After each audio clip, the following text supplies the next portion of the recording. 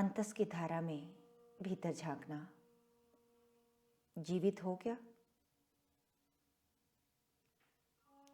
जन्म इसलिए होता है ताकि हम जीवन को जान सकें। जन्म अवसर है सही मायने में जीवित होने का। थोड़ी देर इस धारा में स्वयं की ओर मुड़ जाना, सेल्फ अवेयरनेस में रहना, यानी स्वयं के प्रति जागरूकता, अपने थॉट्स, अपने इमोशंस और बिहेवियर के प्रति सजग रहना, सतर्क रहना। नॉर्मली हम अपने विचारों और बिहेवियर के प्रति जागरूक नहीं रहते। हमारी 95% लाइफ ऑटो मोड में यंत्रवत चलती रहती है। आपको जानकर हैरानी होगी कि सिर्फ इंसान ही ऐसा जीव है जो अपने थॉट्स, इमोशंस और बिहेवियर के प्रति जागरूक हो पाता है और अपनी कमियों को देखकर खुद ही उन्हें ठीक कर पाता है। करना कुछ नहीं, इस धारा में सिर्फ अपने झूठ को पकड़ना है। शायद इसीलिए इस पृथ्वी पर हम इंसान सबसे ज्यादा ताकतवर और बुद्धिमान प्राणी हैं। जितना जितना आप गहरा उतरेंगे, उसका सबसे बड़ा फायदा यही होगा कि हमें हमारे अनकॉन्शियस थॉट्स, इमोशंस और बिहेवियर का पता चलने लगता है। भले वो शायद अभी हमारे बस में ना हो, हमें ये पता चलने लगता है कि हमारा ब्रेन किन चीज़ों के बारे में सोचता रहता है और क्या सोचता है। हमारे जीवन में हमारे ऊपर कौन से इमोशंस हावी रहते हैं, हमारे कौन कौन से व्यवहार ऐसे हैं जिन्हें बदलना या ठीक करना बहुत ज़रूरी है, फिर चाहे वो शरीर की आदत हो या मन की। ये ठीक इसी तरह काम करता है जैसे किसी बीमारी को ठीक करने से पहले बीमारी को समझना ज़रूरी है। एक बार बीमारी समझ में आ जाए तो इलाज बहुत आसान हो जाता है। इस धारा में बहते बहते जब हम अपने बिहेवियर को यानी लाइफ को अच्छी तरह समझ लेते हैं तो उसमें जो जो ठीक करने लायक है वो पता चल जाता है। फिर उन्हें ठीक करना आसान हो जाता है कि कमी कहाँ है। इससे भी बड़ा एक फायदा ये होता है कि हम अपने थॉट्स और इमोशंस के मालिक होने लगते हैं। सेल्फ कंट्रोल आने लगता है। नॉर्मली हमारे विचार और एक्शंस, हमारे इमोशंस और एक्सप्रेशंस के बीच गैप नहीं होता। वो बिना ब्रेक की गाड़ी की तरह चलते ही रहते हैं, जिसकी वजह से हमें कई तरह के संताप, पीड़ा, दुखात लगता है। हम कई बार कुछ बोलकर भी पछता लेते हैं, कई इमोशंस एक्सप्रेस करके भी पछताते हैं। लेकिन जैसे जैसे हम अपने प्रति अवेयर होने लगते हैं, हमारी कॉन्शियसनेस में तेजी से वृद्धि होती है, बाहर बहती ऊर्जा भीतर एकत्रित होती है। अंतस की धारा में मेडिटेशन के बाद जब कोई थॉट आता है तो हम तय करते हैं कि इस थॉट पर एक्शन करना है या नहीं। कोई इमोशन आता है तो हमारी अवेयरनेस तय करती है कि इस इमोशन को एक्सप्रेस करना है या नहीं। इस तरह हम ढेर सारी परेशानियों से बच जाते हैं और हमारी लाइफ में बैलेंस और ब्लिस उतरने लगता है। एक बात और, जब हम अपने थॉट्स और इमोशंस के मालिक होने लगते हैं तो इसका सबसे बड़ा फायदा ये होता है कि हमारी बहुत सारी एनर्जी, हमारी कीमती जीवन ऊर्जा बचने लगती है। यही ऊर्जा हमारे ऑरा को मजबूत और ताकतवर बनाती है। हमारा व्यक्तित्व चमकदार होने लगता है, हमारी पर्सनालिटी मैग्नेटिक होने लगती है, हमारे विचार, हमारे शब्द और हमारे एक्शन प्रभावशाली होने लगते हैं। तो इस तरह मेडिटेशन की वाइब्रेशंस में, सेल्फ अवेयरनेस में हम अपने जीवन को ऊंचा उठा सकते हैं। लेकिन जब तक आपकी खुद की इच्छा नहीं होगी कि मुझे सेल्फ अवेयर होना है, तब तक बात नहीं बनेगी।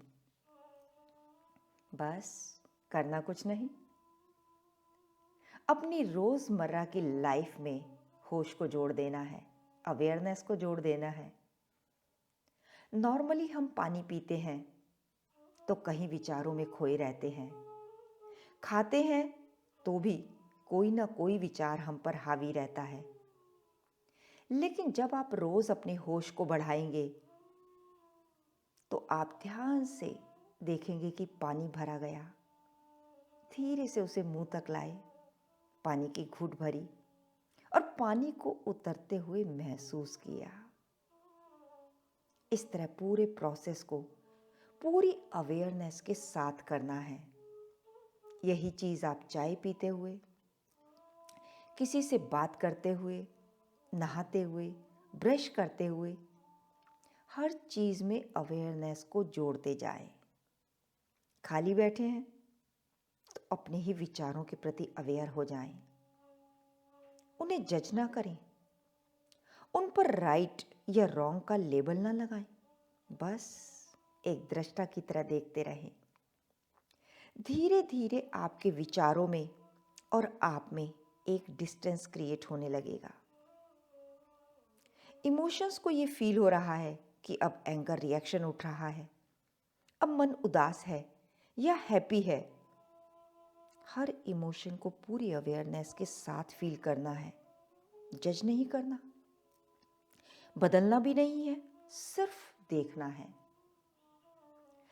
देखत देखत ऐसा देख, गिर जाए सब रहे ना एक। देखने मात्र से ये डिस्टेंस क्रिएट होने लगेगा और आपके सामने अपनी पूरी लाइफ का अनकॉन्शियस पार्ट कॉन्शियस होने लगेगा कि ऐसे कौन कौन से आपके बिहेवियर हैं जिनका सालों से आपको पता ही नहीं था। अब वो सब पकड़ में आने लगेंगे। आपको खूब पता चलेगा कि आप परिवार में रहते हैं या परिवार आप में रहता है। आप खाना खाते हैं या खाना आपको खा रहा है। ध्यान रहे, अगर रात को सोने से पहले नींद नहीं आ रही तो बिस्तर पर लेटे हुए किसी विचार में ना खो जाएं। आप पैर की एड़ी से लेकर सिर की चोटी तक अपने पूरे शरीर के प्रति जागरूक हो जाएं। उसे नींद में जाता हुआ देखें, उसे ध्यान में जाता हुआ देखें, नींद को आते हुए महसूस करें पूरे होश के साथ। तो इस तरह छोटी छोटी प्रक्रियाओं में होश को जोड़ते जाएं। जितना ज्यादा आप इस अंतस की धारा के प्रोसेस में उतरेंगे, आपकी उतनी ज्यादा अवेयरनेस बढ़ेगी।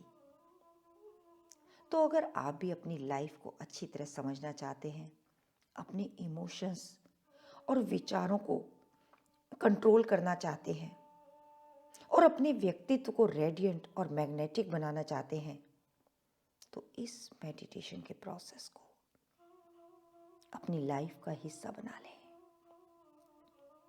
ये प्रोसेस आपकी जिंदगी को बहुत स्वस्थपूर्ण, प्रेमपूर्ण बना देगा। थोड़ी देर मौन हो जाएं।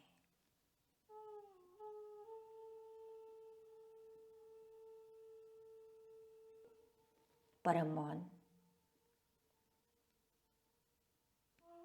लेकिन आप कहते हैं मैं मजबूर हूं, मैं क्या करूं? कभी शरीर कभी मन चैन नहीं लेने देता। आप मजबूर हैं, इसमें आपकी कोई गलती नहीं है। मजबूरियों के साथ हमें प्रकृति ने पैदा ही किया है, बिल्कुल। इसमें आपकी कोई गलती नहीं है। लेकिन अगर आपको अपनी मजबूरियों की ही बात करनी है तो फिर आप महानता के सपने देखना छोड़ दें। ये अंतस की धारा आपके लिए नहीं है। ये धारा आपके ज्यादा काम ना आएगी।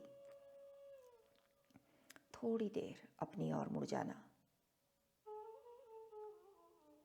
ध्यान रहे, आरंभिक भूमिका में जब भी आप आंख बंद करते हैं, विचारों का प्रवाह शुरू हो जाता है। विचार आ रहे हैं, विचार जा रहे हैं। याद रहे, मन की सत्ता सादी और शांत कही जाती है, यानी इनका आरंभ भी होता है और अंत भी होता है। लेकिन मेरी एक्चुअल सत्ता अनादि और अनंत है। मन का कोई भी भाव अनादि और अनंत नहीं होता। अनादि यानी जिसकी कोई शुरुआत भी नहीं है और जिसका कोई अंत भी नहीं है। लेकिन मन के अंदर कोई उत्कृष्ट से उत्कृष्ट भाव पैदा होता है, उसका भी एंड होता है। जैसे मंदिर बनवाना, दान देना, यानी मन के भाव कहीं से आरंभ होंगे और कहीं खत्म हो जाएंगे। यानी मन के भीतर जो भी रिफ्लेक्ट हो रहा है उसका स्वभाव है सादी और संत, यानी उसका आरंभ है और अंत है। लेकिन मेरा अपना स्वभाव अनादि और अनंत। अगर आप अपने आप को मन मानते हो तो उलझे रहो। हर विचार थोड़ी थोड़ी देर में उठता है, गिरता है, लेकिन उसे बैठकर देखते रहो। देखो, और जहां तुमने तत्व से जाना अपने स्वरूप को, अरे मैं तो ये हूं ही नहीं, मैं तो अनंत शाश्वत साक्षी, बस आंखें बंद करके यही जानना है। जितने भी विचार आएंगे तुरंत एक नया विचार डालो, मैं मन नहीं हूं। मन जिसमें झलक रहा है मैं वो हूं, अनादि अनंत। इसे एग्जाम्पल से समझो। जैसे कोई मिरर में आप खड़े हो, इसीलिए आपकी छवि बन रही है। या आप नहीं भी खड़े होगे तो भी दीवारों पर वस्तुओं की कोई भी मिरर अपनी छवि जरूर बनाएगा, उसका स्वभाव है। इसी तरह मुझे निर्णय करना है तत्व से। मन भूति है, वो भी ईश्वर की दी हुई, मैं तो वो विभूति हूं और विभूति में रहा वो ईश्वरीय तत्व हूं। ये निर्णय तुम खुद कर पाओ। साधना काल में, मेडिटेशन के प्रोसेस में यही है एक्चुअल तप। बस अपने साथ बैठने की कोशिश करो जब भी समय मिले। बाकी तो तुम्हारे कितने ही विचार आते हैं, भीतर कितना भी लड़ लो, झगड़ लो, कभी नहीं जीत पाओगे। लेकिन जहां तुम अपनी सत्ता को बीच में ले आए, अरे मन में जो भी विचार आ रहे हैं वो तो वस्तुएं जैसे हैं। ये विचार झलक किस में रहे हैं? जो पहले था, अभी है, आगे भी रहेगा। ऐसी सत्ता मैं हूं। ये मन भूति है और मैं शाश्वत विभूति हूं। और विभूति की अनंतता को मानना उसका ऐश्वर्य है। इसीलिए भगवान कृष्ण कह रहे हैं, मेरे इस ऐश्वर्य को, योग शक्ति को केवल प्रेमी ही समझ पाएगा। मैं मन नहीं, मैं विभूति शाश्वत। ये सोच भी तुम्हें कब आएगी? जब ईश्वर तुम्हारी तरफ चलकर आया है। जब तक उसने तुम्हारे भीतर ये भाव नहीं डाला, जब तक वो स्वयं तुम्हारे भीतर चलकर नहीं आया, जब तक तुम्हें ये विचार ही नहीं आएगा। इसीलिए दो बात समझना तत्व से कि मैं मन नहीं हूं, मैं शाश्वत। लेकिन ये जो थॉट आया वो मेरी योग शक्ति से आया। भगवान ऐसा कह रहे हैं। बस यहीं से तुम्हारा कर्ता भाव टूटेगा। अगर तुम ऊपर ऊपर से कहोगे मैं शाश्वत, तो तुम्हारा कर्ता भाव, डूअरशिप यहां भी आ सकती है। लेकिन कृष्ण भगवान ने तभी यहां कह दिया कि तुम्हारा कर्ता भाव यहां ना आए। तुमने कहा कि मैं मन नहीं हूं, ये सब मेरी योग शक्ति से आया। ये टोटल तत्व है, यही वास्तविक है। भगवान कह रहे हैं, अर्जुन तू साधना में निकल अगर तुझे मेरा दर्शन करना है। अब से जब भी तुम साधना में, मेडिटेशन के प्रोसेस में बैठोगे, विचार आएंगे। विचारों से संघर्ष नहीं करना, बस एक विचार उसमें और जोड़ देना। ये विचार जिसमें दिख रहे हैं मैं अनादि अनंत में, ये अनादि अनंत ही ईश्वर का परम ऐश्वर्य है। और जिस क्षण तुम्हें ये स्मरण में आया कि मैं अनादि अनंत हूँ, बस समझ लेना ईश्वर की यात्रा तुम्हारी तरफ आरंभ हो गई। इसी यात्रा को हम नेक्स्ट वॉल्यूम में और डिटेल से जानेंगे। तब तक इंतज़ार के पलों में रहना, उसकी याद में रहना। क्यों किसी से इतना प्यार हो जाता है, क्यों इतनी प्यास का आलम जग जाता है कि एक पल का इंतज़ार भी दुश्वार हो जाता है। लगने लगते हैं अपने भी पराए और एक अजनबी पर एतबार हो जाता है। कौन है वो अजनबी? भीतर झांकना, जिस पर सब कुछ लुटा कर भी अभी होश बाकी है। इसी होश को बरकरार रखना, नेक्स्ट वॉल्यूम तक जागे रहना, होश में रहना।